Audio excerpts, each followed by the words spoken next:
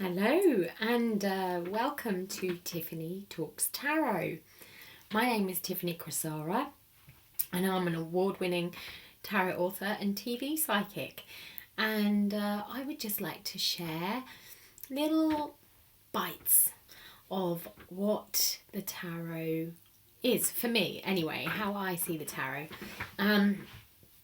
So the tarot basically means book of life. That's what it translates as. So it's seen very one-sided when we look at things like prediction, for instance. Yes, it's one facet of a multi-faceted dice, which is the tarot. So really what I wanted to look at is about the symbology in each card, because when we connect with the symbology of each card, then we don't even really need to read the tarot. We can read life for what it is. We can become in tune with those rhythms that rise up within us and around us, and we can really see them and be in tune with those, and therefore life becomes a lot easier. So basically these are 22 videos, one of each on the major arcana, 22 cards, which actually depict the journey of life. It's called the Fool's Journey, and the Fool is what we're going to start with because it is his journey and he is the first card in the major arcana. Major arcana basically means major box of secrets. So I've let the cat out of the bag there, haven't I? And you can see the major arcana as the wise. So the minor arcana, which is the rest of the tarot, the other 56 cards, 56 like our playing cards, are all about the who, what, where, when, but not the whys. The whys are the major arcana. They're the big reasons behind what we can't necessarily see, or behind what we can see, but they're the reasons that we can't see, that the reasons that we can see are going on, if that makes sense. In other words, the major arcana is the puppeteers and the minor arcana is the puppets. So the major arcana are pulling the strings and making these things happen in our day-to-day existence, but they're the things that we cannot see. So the first one of those would be the Fool, and the Fool is the child of the tarot.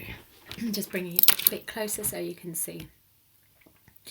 And if you see this here, that just basically represents that he is born from all and nothing, complete and utter potential. That is zero for you. It's the Big Bang Theory, so it's like beginning, the absolute potential before the beginning, and before the beginning we have the Fool, and here it's basically our soul coming into existence, and it's going on the Fool's journey throughout life. And this is what we all do. This is us. And in the tarot, the Fool is known as the child, or the Peter Pan archetype. We also see this as throughout our history as the jester, and the court jester could do anything, go anywhere, say anything, be anything.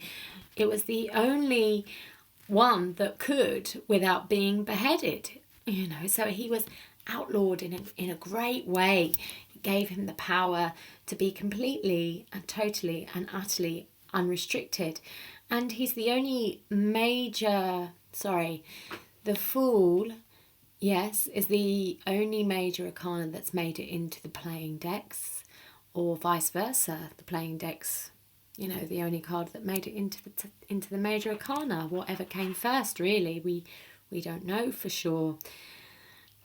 But that's what we're seeing here, is the Joker in our playing cards. And the Joker is the wild card. It can go anywhere.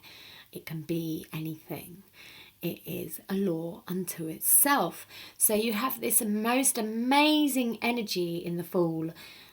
Often people ask me, Tiffany, what's your favourite tarot card? And I find it very hard to choose. But if I really have to choose, then I would choose the Fool, because it is so freeing. It is so revolutionary. It is very, very, very connected to the divine. It's the child, you know, it's not being in society. It's not being, how can I say it? Like, we see this dog here. Okay, this dog is basically the fool's supernatural nature, its base instinct. And the fool is really connected to this because he's left pure. And you can see how pure he is by this white rose there. White in the tarot means purity or consciousness, the light, so to speak. So you have that there in the rose, which represents his heart. And it shows that his heart is pure and that he's completely innocent. However, that innocence can also be termed as ignorance, because if we look at the wand there, it's showing that the wand is black, and that shows darkness, and darkness stands for unconsciousness. Now, wands in the tarot represent the will. So what you can see here is that he's not conscious of his will, or he's not conscious of his actions. Very dangerous when we see that bit of baggage there. You see that bit of baggage there? So quite interesting that he's got baggage already when he's only just been born, don't you think? To me, this is karma brought over from other lives and our unconsciousness around our actions firing off through what we've already created.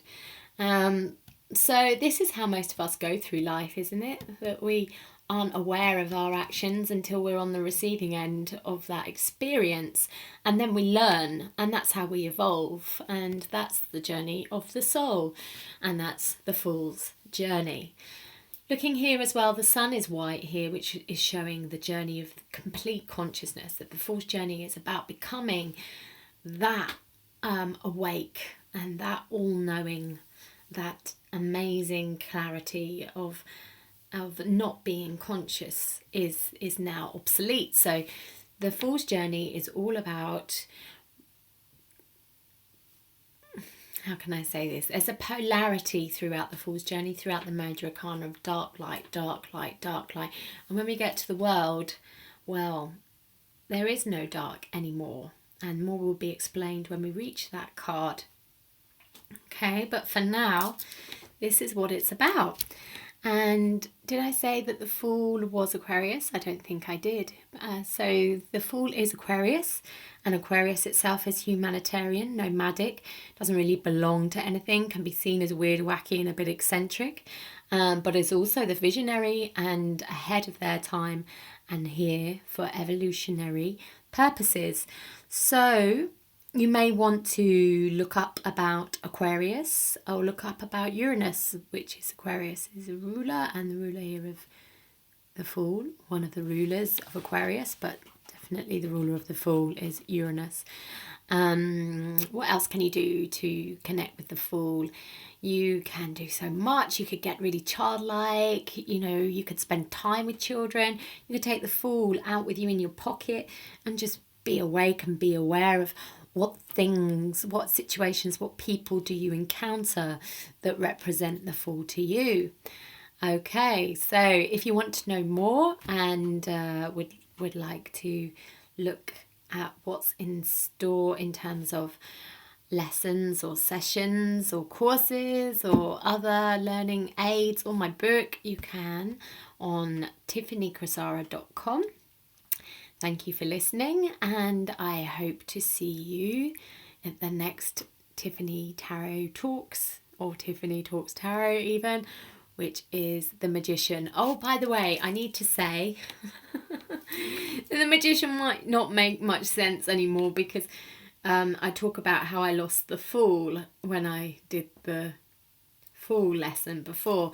And I did. I lost the Fool card, and I was laughing about that because I found it underneath my laptop, which is so the Fool. It just goes on these random journeys, disappears, and thinks it's funny when it turns up in the most obscure place and makes you feel like a fool. That is the spirit of the Fool. And it's quite funny as we go through these videos, because I do feel that the archetype speaks for itself. The things that happen in the videos, either my energy changes or something happens to demonstrate the archetype. So I needn't really say anything. So yeah, that was the first video of the Fool, and when I went to upload it, well, that had disappeared as well. So when you watch The Magician and it talks about how I lost the Fool, it's not going to make much sense unless you've seen this one and realise my explanation that this is the second clip, because the first one, like the card in that one, has gone off on its own disappearance, and I have no clue as to where that could be. Anyway, I've really enjoyed doing this second one, and I obviously believe that this is what it was really meant to be, and look forward to seeing you at The Magician. Bye!